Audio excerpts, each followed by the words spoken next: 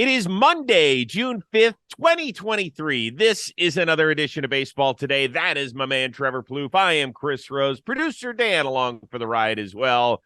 That is not your usual setup unless you have put some sort of painting smock behind you and you're doing some work on your home. Where are you? This is a beautiful view of Tampa behind me, but I shut the blinds to get more of the focus on my face. Took the red eye in last night, Ooh. straight from the airport. Boom. Put my setup together. Did talking baseball. Now I'm here with you guys because I love my job. I do. That away. I love it. I love it that you love your job. And we love being a part of John Boy Media. And we want to thank everybody who joined us over the 17 games of Blitzball Battle 3, which came to an epic conclusion yesterday. Dude.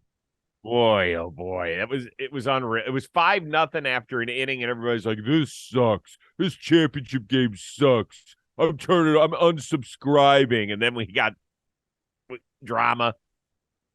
Unbelievable. I forgot how good that game was. Yeah, me too. Wow.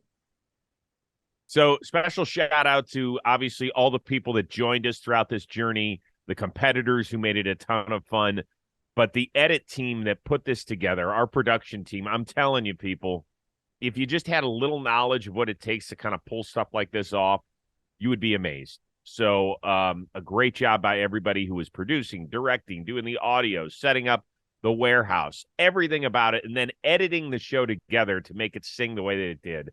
That was phenomenal, and we're all really proud, and we can't wait to bring you our ball and play tournament coming up in a few weeks. So we'll get that going. All right, let's start talking about the guys that get paid for a living to do this. 5 sweeps over the weekend. You had Texas over Seattle, the Pirates taking care of St. Louis, White Sox over the Tigers, Miami added to Oakland's tough season, and Toronto did some serious damage at Citi Field. Which one was the biggest statement, in your opinion? I think it was the Rangers sweeping the Mariners just in the fashion they did it. They had pitching, they had offense, 2 games where they scored over 12 runs. I mean, they're firing on all cylinders. I know Seattle hasn't exactly been lighting the world up, especially offensively, but the Rangers have. And they've been, I mean, Nathan Eovaldi, John Gray, like they look like a real, like, sometimes teams get off to a fast start, and you can kind of chalk it up to that. The Rangers, I don't believe, have gotten off to a fast start. I feel like they've just played to their level, like the way they're hitting, timely defense. Like I talked about their starting pitching. Nathan Eovaldi has been. I just gave him an award on Talking Baseball. In his last 7 starts, Chris, 52 and a third innings, 4 earned runs. Like, it's awesome. Nuts. So they're doing it. They look like they're going to be there in October, and they're going to be a real deal threat. And a sweep like this against a division rival is very much worthy of some praise. So I'll go Texas Rangers. I love, the other ones are great too, but I think I was most impressed with. I mean, they didn't sweep the Mariners. They buried. Yep. The Mariners. To add a little more texture to that sweep, they now have 16 double-digit scoring games out of 58 this year. The last team to do that in their first 58 games, the 1936 New York Yankees. Just to kind of let you know, they had some decent players on their squad back then. Marcus Semien, I mean, who knew? 23-game hitting streak, 31 games consecutive on base streak working. Seager continues to swing it.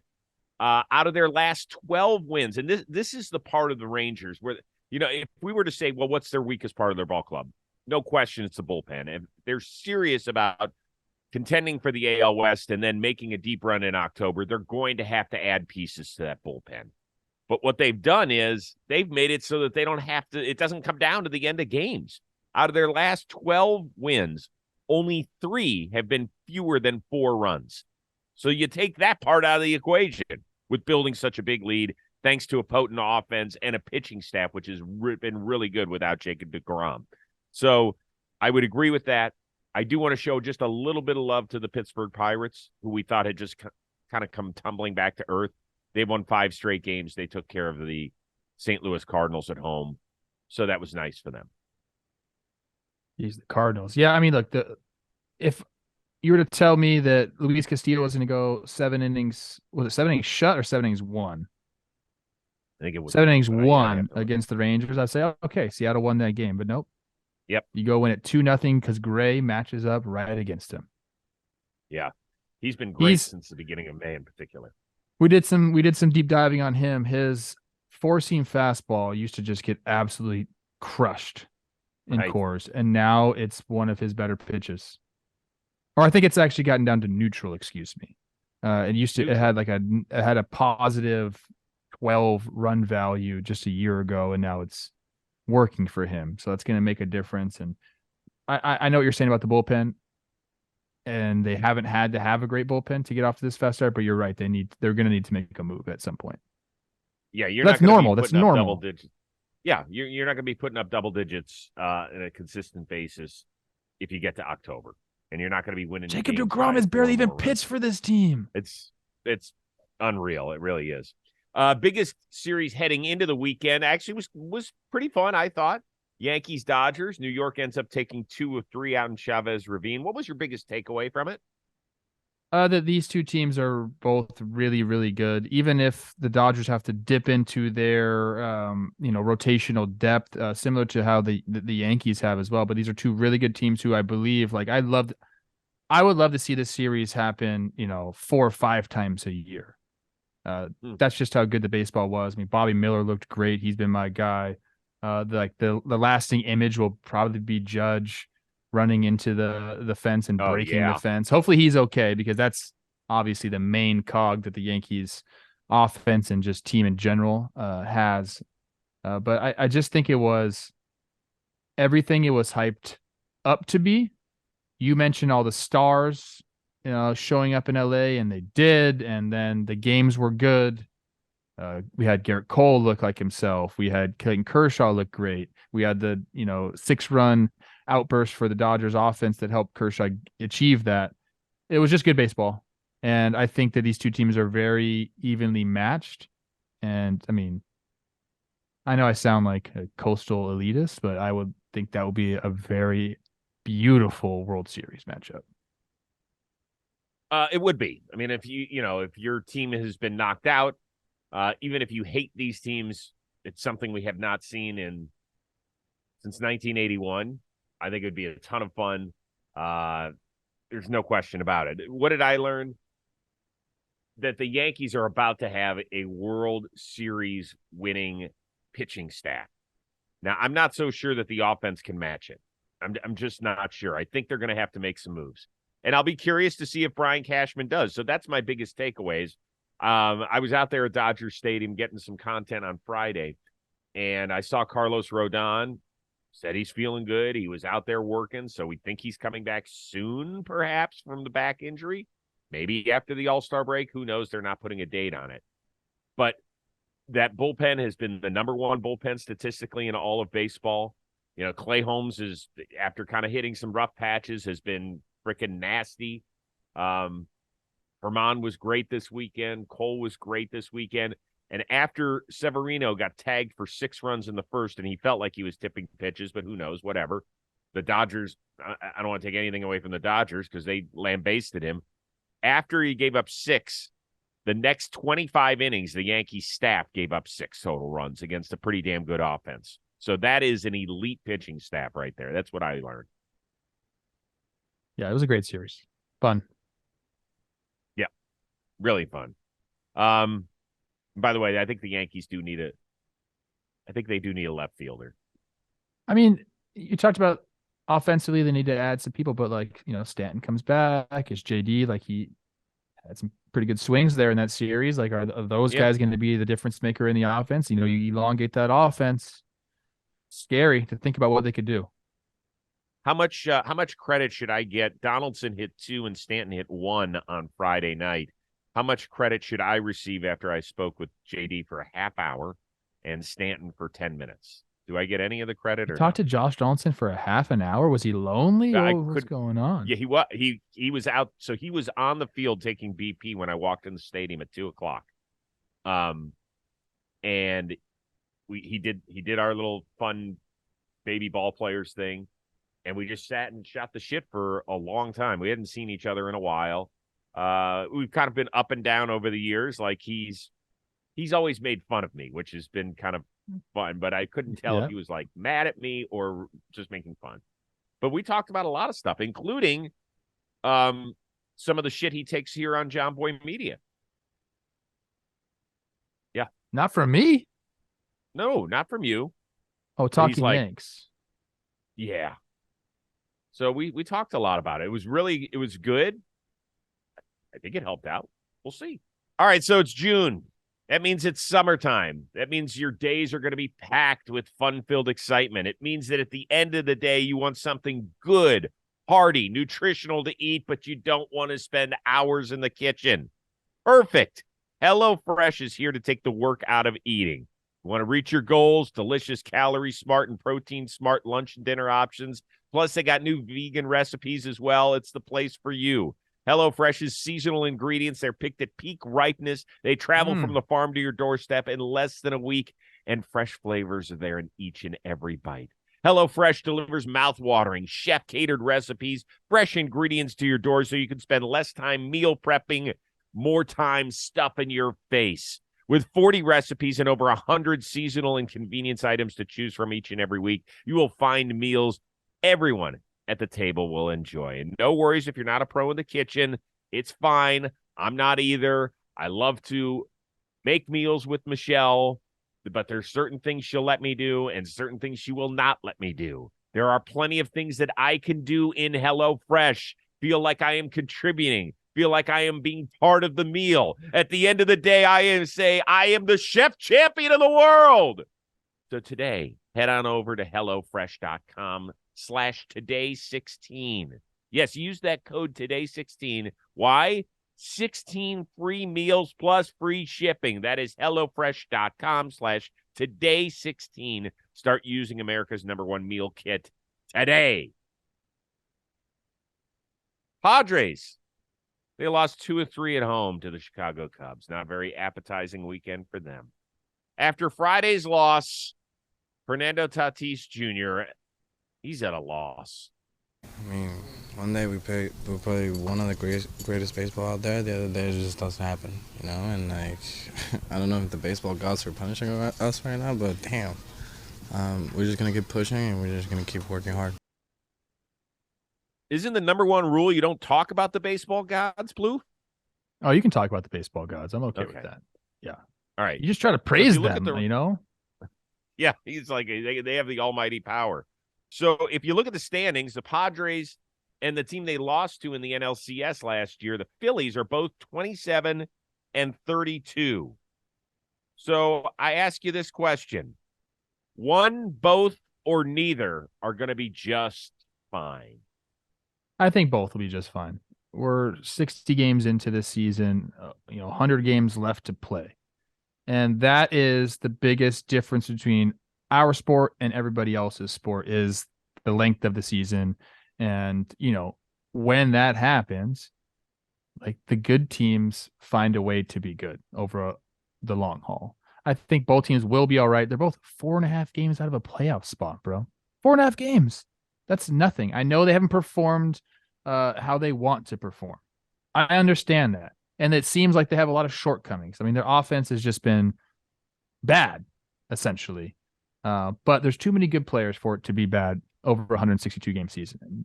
Average is out. They'll be okay. I feel the same way about the Phillies. Like, you may not like the way they play baseball so far. I understand that. But every single season, like, there's going to be peaks and valleys. If they would start out hot and then they had like a 60-game run in the middle where they were just kind of like sub 500, whatever, and then they got hot again, you wouldn't even think about it. You really wouldn't, man. It's just the fact they've started out this way that really makes people wig out about it, I guess. That's a horrible way to describe it. That's the only thing that came to my head, though. So I'm not worried about either of these teams. I do believe that at the very least, C-Rose, at the very least, will be in contention, and serious contention, for a wild card spot come the end of the season. And then the playoffs happen, and it's about what you can do in a series. I think both these teams have what it takes to win series in the playoffs. So I'm not worried about either of them. I'm not worried about teams with players like these, like they have on these teams. I won't get worried about them until we're over 100 games in and they're, Wow. 6-7 games back. Then you can start to worry. 4.5 games back and you still have 100 left to play. Come on, man. Like, it's going to happen. Well, the thing about San Diego is you keep hearing the same chorus over and over, right? We just heard it from Tatis. Like, he's like, maybe baseball gods. Like, he's looking around the room and he sees the talent, but he can't figure it out. Juan Soto, who actually has played very well over the last month, was asked the same thing. Here's his answer. I love this answer. I don't know. I don't think I'm the guy who respond to that question. Okay. I think we have those guys down there. They know better than me. I don't know. I really don't know what is going on. We have such a great team, but I don't know. It is. I just don't know what is the answer to that question. Why do you love that response? Because he's like, I'm doing my job. Don't ask me that question, fool. He's like, I'm not going to just sit here and talk poorly about my teammates. Like, I'm doing my job. What he wants to say is, hey, all these guys will step it up. They'll be okay. Look, I get it. He could have said, like, by the way, he could have said that.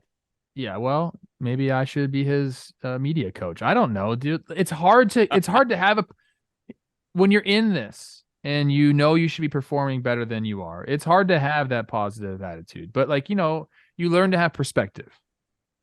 I have a perspective because I'm out of the game and I understand. Like I watch all these different teams now. I follow the game very closely. You and I both do. So I have perspective on what 162 is. When you're in the thick of it, sometimes it's hard to have perspective.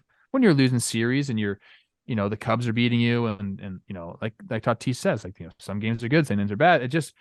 It's interesting. But I think I'd be willing to bet. I don't know. Do you want to bet me like $100 that both these teams will be in the playoffs? No. I'm talking Philly and San Diego. Yeah. No. In part because all you have to do is go back to, was it a season ago or was it 2 seasons ago where Atlanta was 10 plus games back and ended up winning the division, right? Right around this time, 2019, Washington was 13 or 14 games under 500 or 12, whatever it was double digits under 500. They end up winning the freaking World Series. So we have seen plenty of teams. It just feels so hopeless. Yes. What? I'm sorry. I don't think I don't know. So, okay. Wait. You don't think what? Well, I didn't mean they're both going to be in the playoffs for sure, because there are some teams also like the Mets. One of the Mets, the Padres, or the Phillies is not making the playoffs. That's not necessarily true. If the Diamondbacks continue their level of play, we don't know that. You could, hey, listen, dude. I know. I'm see other teams go the other direction as well. Teams that have, as you just said, 60 games doesn't mean anything. So even though the Diamondbacks are off to this fantastic start, doesn't mean they won't fall flat on their face. It does mean something, Chris. I don't mean it doesn't mean anything. I'm saying when you have the talent on the roster that these two teams do with like the track record that they have, it means less.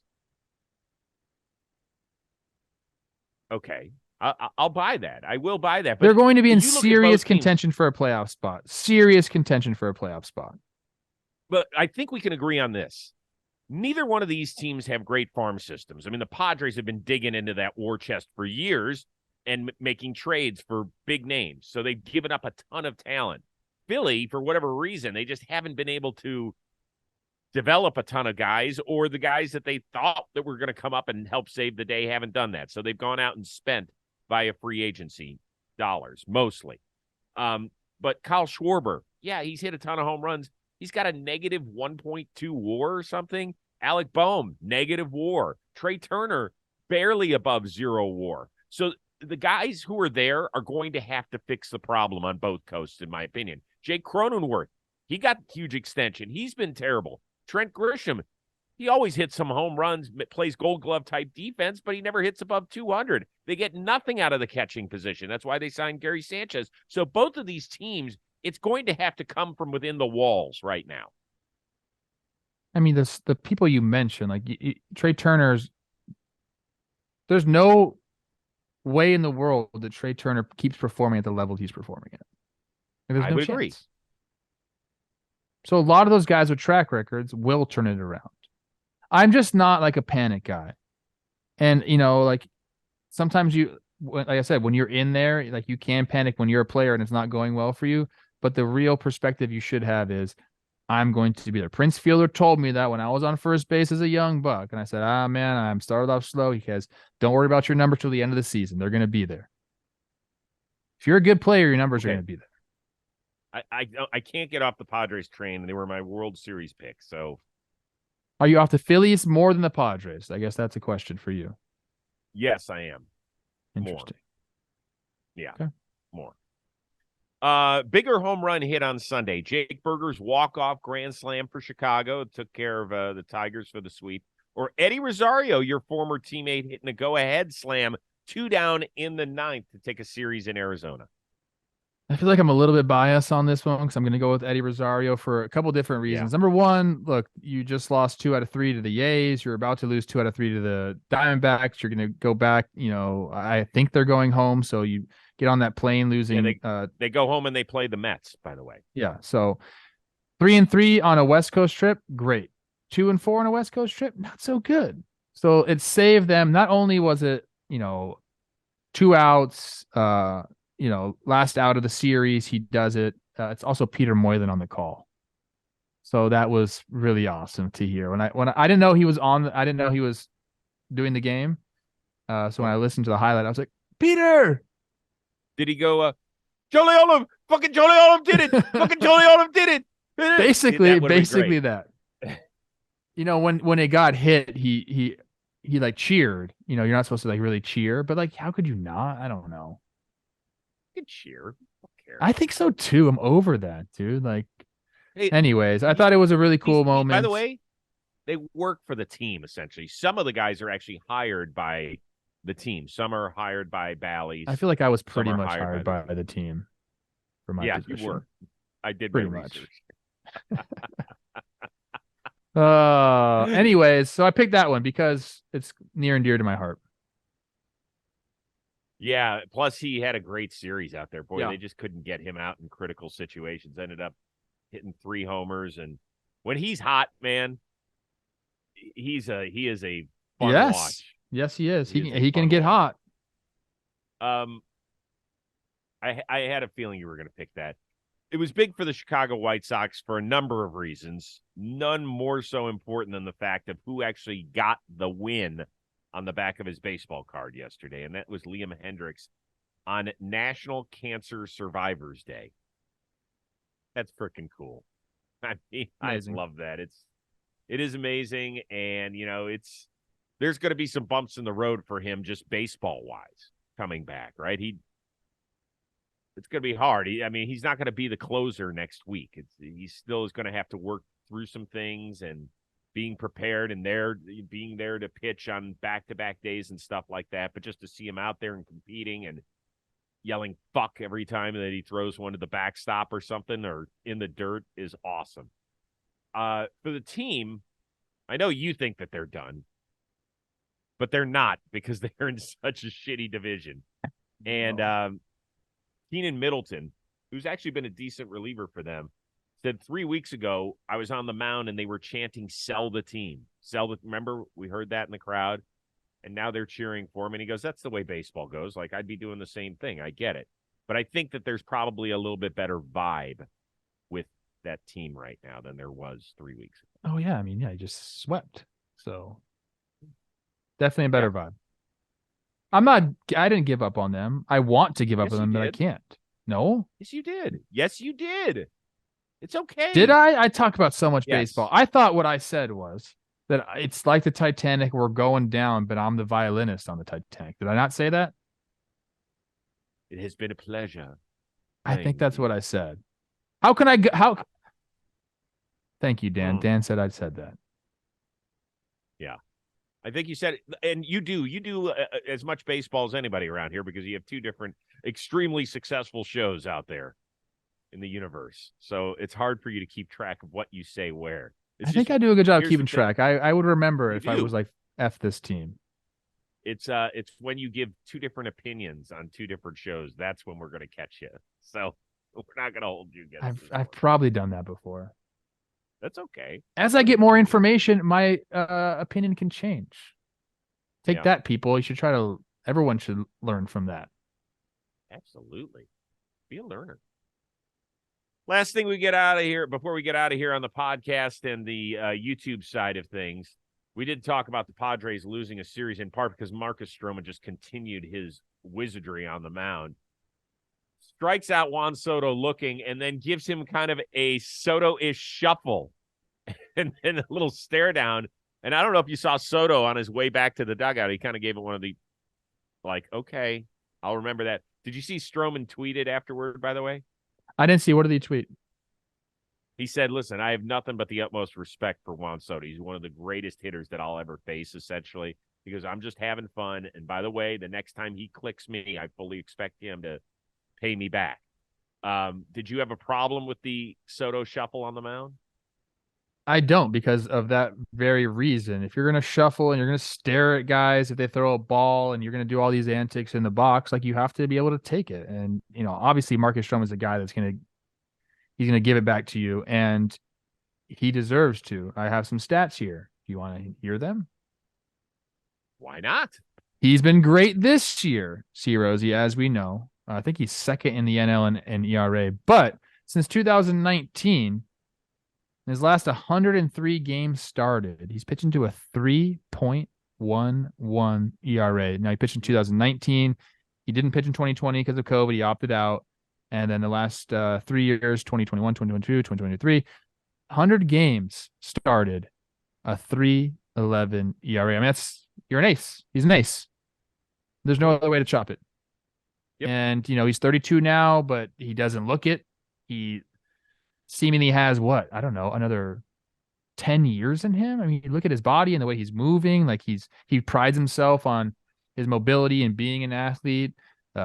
He just elicits all the ground balls, does all the things that you need to do to pitch into your 40s. If he wants to, he can.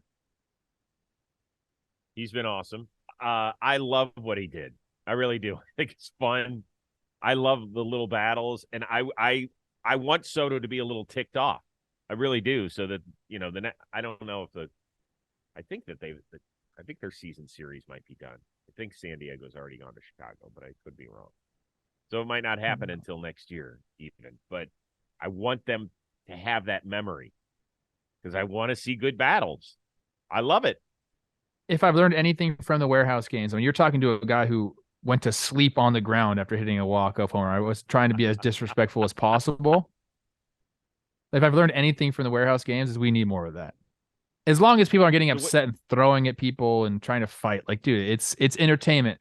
And I said that on the show before, and I'll say it again, and I'll say it again. It's an entertainment business, baseball is. So let's entertain the people a little bit. Entertain the hell out of me. So basically what you're saying is they've already played San Diego at home. So we'll have to see them wherever Marcus Stroman is next year, whether it's on the north side of Chicago or somewhere else if he's signed a big free agent deal. We'll have to put that in our memory banks. Yeah, it's awfully entertaining. I loved it. Speaking of entertaining, latest episode of the Rose Rotation is out with Jonathan India, the Cincinnati Reds. We taped it in the middle of last week when they were smoking hot, and then they go out and they lose freaking 4 in a row. That's all right. He did well. He did well. He's done some great things. He was awesome. We talked to him about the rumors that he might be traded. He was very open and honest about that stuff, about all the young Reds who have come up. Really, I mean, he's great. I told you, he's got a great vibe. Yes, even better than you, Sexy. He does have a good vibe. I know. I don't know about that. No, man. You can listen. I might hang out with Joe Ryan later today. Like, I'm talking to Kyle Farmer. Oh, tell my guy Farmer I say hi. I will. We got along really well. And a lot of you have already seen it, but I appreciate it. The Dodgers baby ball players, we dropped that yesterday. Those guys were great, and there was a lot of star power in it. Mookie, Clayton Kershaw, Freddie Freeman was hilarious. David Peralta was very funny. Miggy Rowe. was there, Trace Thompson. So a lot of guys just having fun. It's a good little piece. We're going to be doing it with a bunch of teams. So we already recorded ones with the Red Sox, Angels, Yankees. We're going to try and go see the Cubs and maybe the Mariners this week as well. So we appreciate everybody looking into our content, as always. Yes. All right. No game tonight, right? You got a game tomorrow.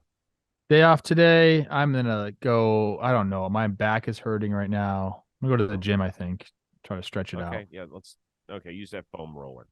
For our one of a kind producer Dan Rourke and the uber talented Trevor Plouffe, I am Chris Rose. We will see you Tuesday on Baseball Today.